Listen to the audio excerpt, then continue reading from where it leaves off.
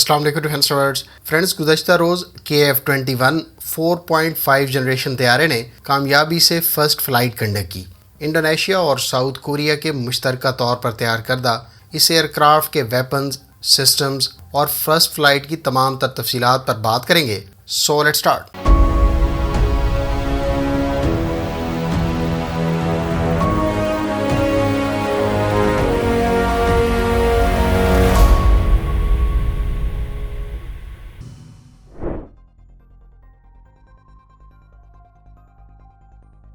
KF-21 کی 8 جولائی کو ہونے والی گراؤنڈ ٹیسٹنگ کے بعد کل یعنی 19 جولائی کو اس کی فرسٹ فلائٹ کنڈکٹ کی گئی۔ اس کی فرسٹ فلائٹ مقامی وقت کے مطابق 3:40 سے لے کر 4:13 تک جاری رہی۔ 30 منٹ سے زائد دورانیے کی اس فرسٹ فلائٹ کو کورین ایئر فورس کی طرف سے کامیاب قرار دیا گیا ہے۔ اس فرسٹ فلائٹ کے لیے طیارے کو ساؤتھ کورین ایئر فورس کے میجر آن جون ہیون نے فلائی کیا، جن کا تعلق ایئر فورس کے 22 ٹیسٹ اینڈ ایویلیویشن اسکواڈرن سے تھا۔ اس فرسٹ فلائٹ کے بعد دیگر فلائٹس بھی کنڈکٹ کی جائیں گی، جبکہ تمام تر ٹیسٹ اور ٹرائلز کے بعد اس کی سیریل پروڈکشن 2026 میں شروع ہونے کے امکانات ہیں اور اس کو 2028 میں کورین ایئر فورس کے حوالے کیا جائے گا۔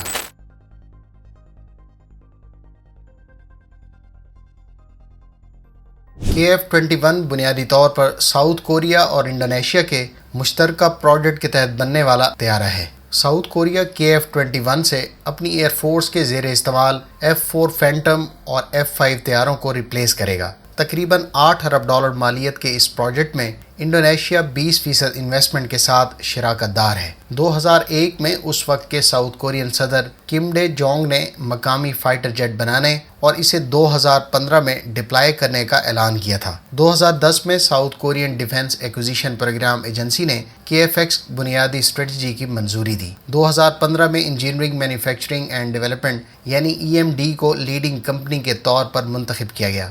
2018 میں پریلیمنری ڈیزائن ریویو اور 2019 میں کریٹیکل ڈیزائن ریویو فیز مکمل ہوئے۔ 2020 میں فرسٹ پروٹوٹائپ کی فائنل اسمبلی کا آغاز ہوا، جبکہ 2021 میں پہلے پروٹوٹائپ کو رول آؤٹ کیا گیا۔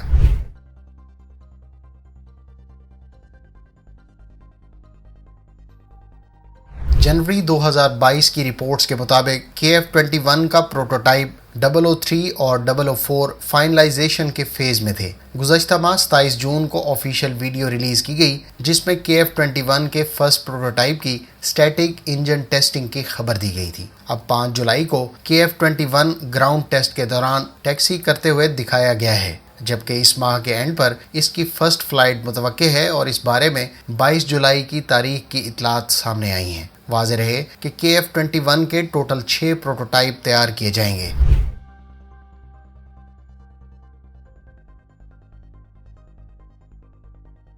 فرینڈز، کورین ایروسپیس انڈسٹریز کی طرف سے فراہم کردہ معلومات کے مطابق KF-21 55.4 فٹ لمبائی اور 36.7 فٹ ونگ سپین رکھتا ہے۔ واضح رہے کہ امریکی F-35B کی ڈائمنشنز بھی تقریباً KF-21 کی طرح کی ہیں۔ F-35B 51 فیٹ لمبائی اور 35 فیٹ کا ونگ سپین رکھتا ہے۔ 2 F-414 انجنز کی بدولت KF-21 کی فل آفٹر برنر تھرسٹ 44,000 پاؤنڈ یعنی 186 کلو نیوٹن ہوگی۔ اس کی پے لوڈ کیپیسٹی 7,700 کلو گرام، جبکہ اگر F-35B کی بات کریں تو اس کی پے لوڈ کیپیسٹی 8,200 کلو گرام ہے۔ KF-21 ماک 1.8 کی سپیڈ سے فلائی کر سکے گا۔ KF-21 کو بنیادی طور پر F-35 اور F-16 کے درمیان گیپ کو فل کرنے کے لیے کوریا کی طرف سے تیار کیا جا رہا ہے۔ گو کہ اس کا ابتدائی بلاک 4.5 جنریشن میں شمار ہوگا، لیکن اس کا ریڈار سگنیچر ساؤتھ کوریا کے زیر استعمال F-15K سلیم ایگل اور اس کے advance version strike Eagle plus F-16CD سے کم ہوگا۔ اب ہم بات کر لیتے ہیں KF-21 کے ویپنز کی۔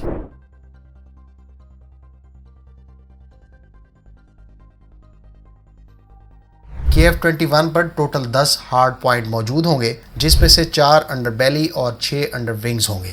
اس پر زیادہ تر ویسٹرن اوریجن کے ویپنز کا استعمال کیا جائے گا۔ بلاک 1 کے انڈر بیلی 4 ہارڈ پوائنٹس پر air to air missiles carry کیے جا سکیں گے۔ اس مقصد کے لیے یورپین کنسورشیم MBDA کے Meteor air to air missile کا انتخاب کر لیا گیا ہے۔ گو کہ ساؤتھ کوریا اپنے پریسیشن گائیڈڈ منیشن تیار کر رہا ہے، تاہم KF-21 پر گائیڈڈ کٹ سے لیس MK-80 سیریز کے بامز اور یورپین ساختہ ٹورس کروز میزائل کا استعمال کیا جا سکے گا۔ واضح رہے کہ یہ کروز میزائل پہلے ہی ساؤتھ کورین ایئر فورس کے زیر استعمال ہے، جس کو F-15K طیاروں سے ڈپلائی کیا جاتا ہے۔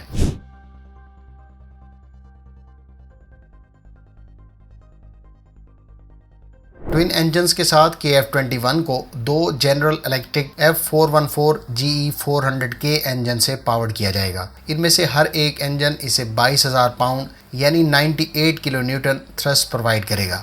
گرپن کے لیٹسٹ ورژن اور تیجس MK2 کے لیے بھی اسی انجن کا انتخاب کیا گیا ہے۔ اس امریکی ساختہ انجن کو F-18 طیاروں میں بھی استعمال کیا جاتا ہے۔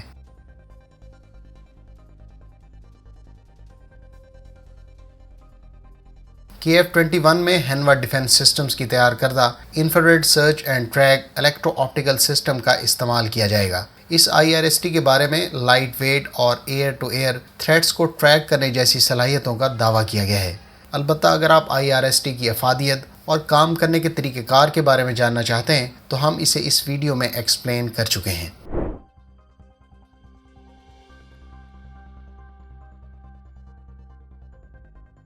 ریڈار کی بات کریں تو اس پر ہینوا سسٹمز کا تیار کردہ AESA ریڈار استعمال کیا جائے گا، جو اس وقت ٹیسٹنگ کے فیز میں ہے۔ اس کورین کمپنی کی جانب سے اس ریڈار کو دیگر یورپین اور اسرائیلی ریڈارز کے ہم پلہ قرار دیا گیا ہے۔ اسی طرح سے KF-21 میں مقامی الیکٹرو آپٹیکل ٹارگیٹنگ پاڈ کا استعمال کیا جائے گا، جس کو اس سے پہلے مختلف ویژولز میں بھی دکھایا گیا ہے۔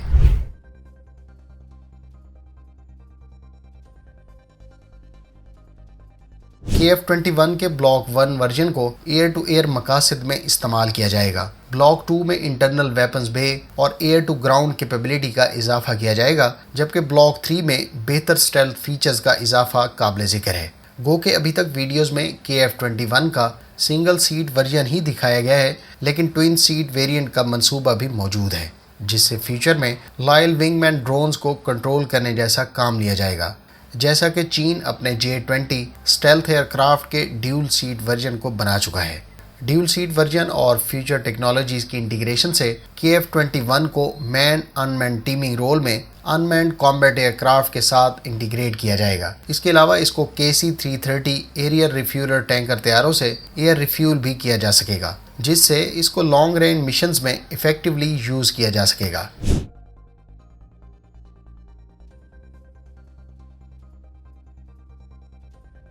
KF-21 کے بلاک 1 کو 2028 میں کورین ایئر فورس کے حوالے کیا جانا ہے، جبکہ کورین ایئر فورس مختلف بلاکس میں ٹوٹل 120 طیارے 2032 تک اپنے فلیٹ میں شامل کرنے کی خواہش مند ہے۔ اسی طرح سے انڈونیشیا کی طرف سے بھی 50 طیارے آرڈر کیے جائیں گے۔ ساؤتھ کوریا اور انڈونیشیا نے اس طیارے کی ڈیولپمنٹ اور بالآخر فرسٹ فلائٹ سے نو ڈاؤٹ بہت بڑا مائل سٹون اچیو کیا ہے، جبکہ اس طیارے کا ہیوج ایکسپورٹ پوٹینشیل بھی موجود ہے، جو آنے والے عرصے میں منظر عام پر آئے گا۔ آپ کے F-21 کی ڈیولپمنٹ اور صلاحیتوں پر کیا تاثرات ہیں، کمنٹ باکس میں اس کا اظہار ضرور کریں۔